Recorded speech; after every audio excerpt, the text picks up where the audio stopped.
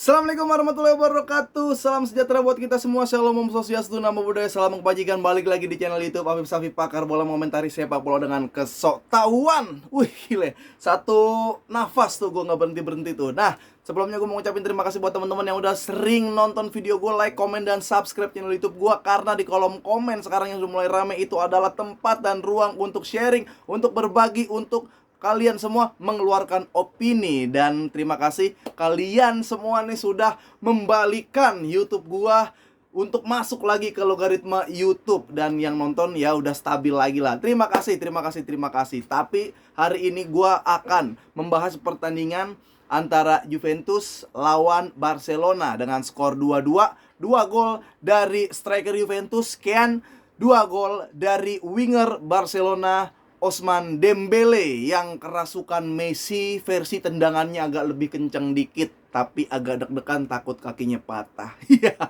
Nah, di belakang gua ada jersey yang bisa gak lu tebak nih. Di belakang gua ada satu jersey dari mana. Ini historinya sih ya bukan karena gua seneng klubnya juga, tapi karena ini belakangnya. Ger ger ger ger ger ger ger ger ger ger. Oke, jadi lu silakan tebak ini jersey apa. Udah ketahuan dong, tentunya dong. Nah, dan sebelum gue bahas ke Barcelona dan dengan papan kesayangan gue ini, ya, gue mau ngasih tahu dulu, jangan lupa setiap hari Selasa dan Jumat dengerin podcast Boba Bola Banget di aplikasi Noise. Ini adalah jersey yang dikasih sama PSBB, teman dari sohib-sohib podcast Boba. Karena podcast Boba bukan cuma gue dan Jerry yang punya, tapi kalian semua para pendengar, kalian adalah bagian dari podcast Boba. Karena di kolom komen lu bisa sharing-sharing tentang apa aja yang harus kita bahas. Bahkan lu bisa ngasih materi, lu bisa kasih masukan. Ya apapun itulah, kita juga punya grup Telegram yang bisa main futsal bareng, bisa main mini soccer bareng, bisa main lapangan gede bareng, dan punya grup FPL. Jadi kalau ada Liga Inggris bergulir, setiap malam weekend itu selalu seru, oke? Nah, segitu dulu infonya. Kita lanjut ke pertandingan Barcelona melawan Juventus. Juventus nih menggunakan 4-5-1 di atas kertas ya. Ada Szczęsny, Bonucci main, Danilo main, depan Di Maria main, dia mendapatkan 1 kartu kuning. Ada Cuadrado, ini yang paling keren menurut gue sepertandingan Juventus kemarin tuh Zakaria ya. Zakaria kuat banget di tengah, ketemu Casey, ketemu siapapun kuat ya. Alejandro main, depannya Kean. Biasa Barcelona menggunakan 4-3-3. Di sini ada Stegen sebagai kiper. Roberto main di wing sayap fullback kanan. Christensen di tengah bareng Garcia, kirinya Jordi Alba, tengah Sergio Busquets yang menarik Xavi. Langsung masukin Casey dan Nico sebagai attack midfield, yang fungsinya gue nggak tahu dia itu ngapain berdua. Depan ada Dembele sebelah kanan, di tengah Lewandowski, di kiri Aubameyang. Satu lagi yang menarik dari skema yang Xavi buat, langsung pasang Auba dan Lewandowski bermain bersamaan, tapi Auba digeser ke kiri. Nah, pertanyaannya mungkin, kok bisa striker ya, striker murni dari Juventus bisa nyiptain 2 gol, sementara Lewandowski jangankan gol, peluang pun nggak dapat. Nah, jawabannya adalah tengahnya kurang menyuplai Lewandowski. Auba mungkin bisa asis, tapi nggak sekelas asis-asis winger atau sekelas asis-asis gelandang asli penyuplai bola. Pertanyaannya seperti itu. Gue masih gergetan, pengen banget main Pedri, Casey lah ya. Maksud gue Gavi, siapapun yang di tengah yang bisa nyuplai bola ke Lewandowski, atau Dembele yang nggak usah pusing-pusing mikirin ke belakang, serang, shoot dan umpan nanti akan terjadi. Gue yakin Lewandowski ya nggak dapat peluang, probabilitas golnya tinggi, bukan karena dia nggak hebat, tapi emang belum nyetel, dikit lagi nyetel, karena ini pramusim, ajang untuk ngetes skema yang dilakukan oleh Xavi. Nah, kita lihat papan di sini. Lewandowski dan Auba mungkin dimainin di sayap, dia bisa adu sprint, masih bisa ya, gocek akselerasi masih bisa, tapi kayaknya untuk ngasih umpan, untuk langsung shoot gitu, Auba masih, dia lebih insting striker. Karena beberapa tahun ke depan, walaupun di Dortmund dia main wing ya, pernah ya di Arsenal dia udah striker. Jadi Auba gue masih ragu di posisi 4-3-3 gini. Karena gue mikir kalau Xavi mau 4-3-3, harusnya tuh 4-2-3-1 kalau mau mainin Auba dan Lewandowski secara bersamaan. Jadi si Auba di belakang Lewandowski, tapi belum dilakukan sampai sekarang. Berarti kalau misalkan emang ini nggak nyampe dan Xavi nggak ada bayangan 4-2-3-1, ya otomatis mau nggak mau Lewa harus sering ganti-gantian sama Auba. Auba harus kuat-kuat, Auba harus bersaing lawan Lewandowski. Nah, di tengah nih yang menarik nih. Aduh, ada Busquets masih tetap sebagai jangkar. Tapi di sini Nico, di sini Kessie. Tengah-tengah Pulau Jawa, bukan dong.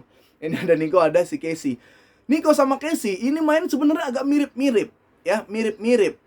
Tapi Kessie versi yang tenaganya lebih gede, jarak tempuhnya lebih gede, lari agak lebih kenceng. Kessie pun kadang kalau ditaruh attack midfield dia masih bingung, karena biasanya dia agak ke dalam dikit nih. Di Milan agak ke dalam, naik pelan-pelan bareng-bareng.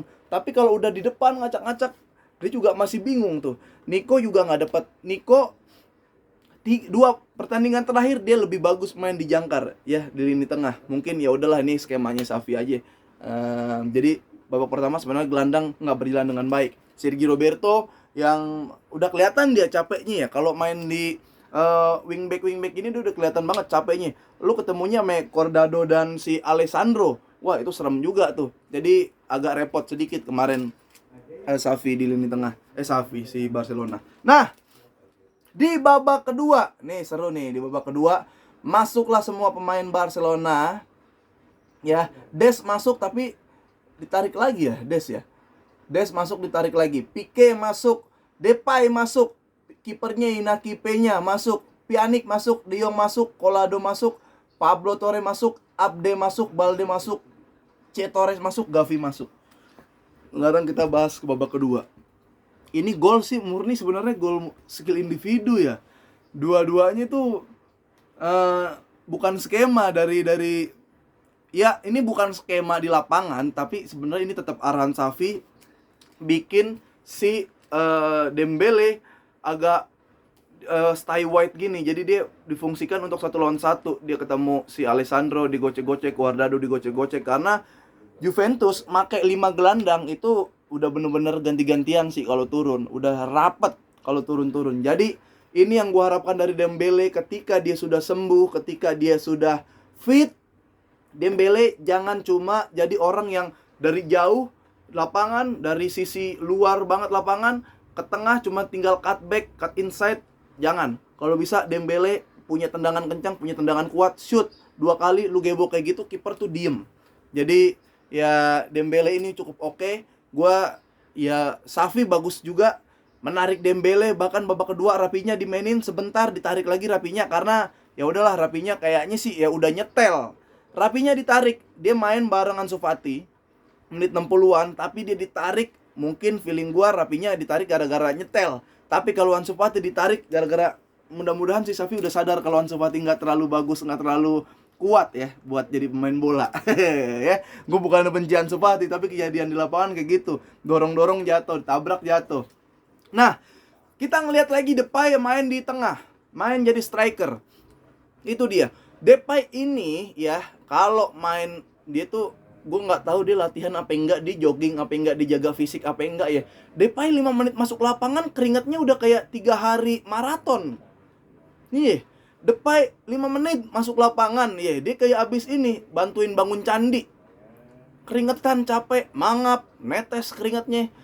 Tapi ya udahlah, ini manfaatkan Depay, manfaatkan gempulnya Depay, kekuatan shootnya Depay. Mending gua udah Depay ini ditaruh di tengah, ditaruh di pinggir, loss, ditaruh di pinggir, nggak ngapa-ngapain Depay.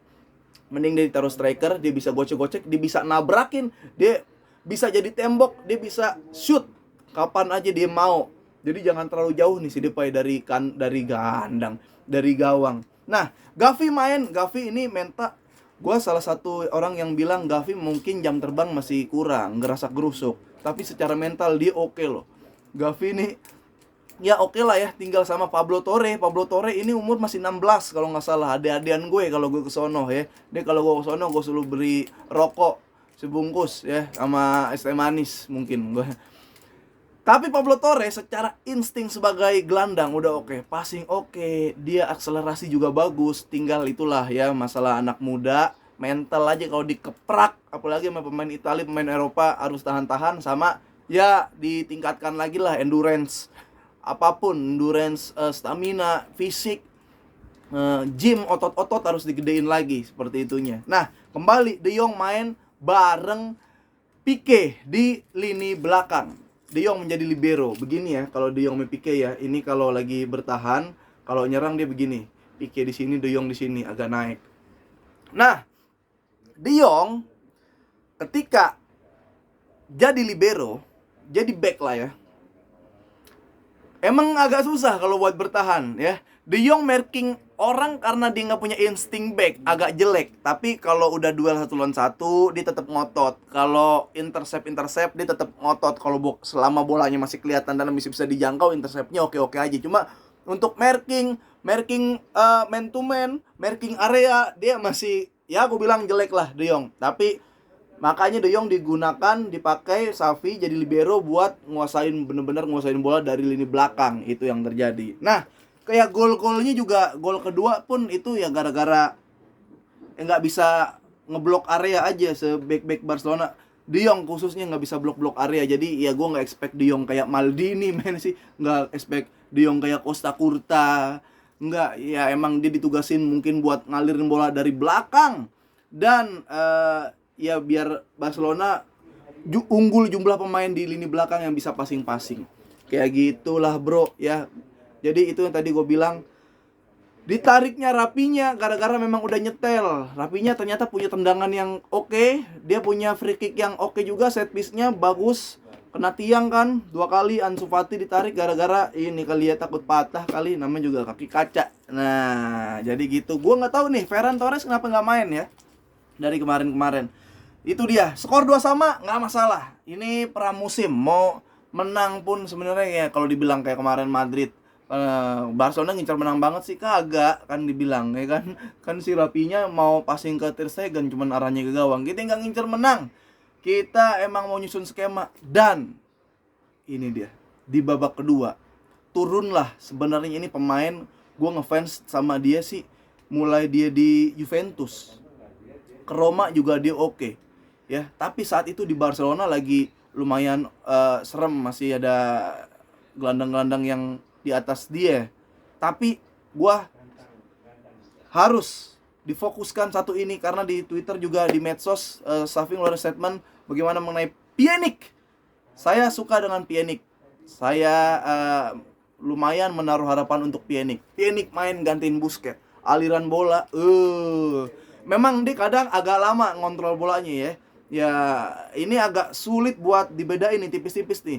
Gelandang yang tenang dengan harus bisa ngontrol bola dulu, ditahan agak lama, sama lu gara-gara ngontrol bola terlalu lama, tempo jadi hilang. Tapi gue ngelihat dia ngontrol bola agak lama itu biar lebih tenang lagi pemain Barcelona, biar lebih kebuka lagi. Dia ada gerakan dummy-dummy yang bikin pemain bola tuh kalau dikasih gerakan dummy gini dari jauh, ada beberapa yang ngikut mau nge-marking gitu sangkain dioper. Nah itu Pjanic gitunya oke. Passing, short pass-nya juga oke, long pass-nya pun oke. Jadi Pjanic ini harus diperhitungkan lagi.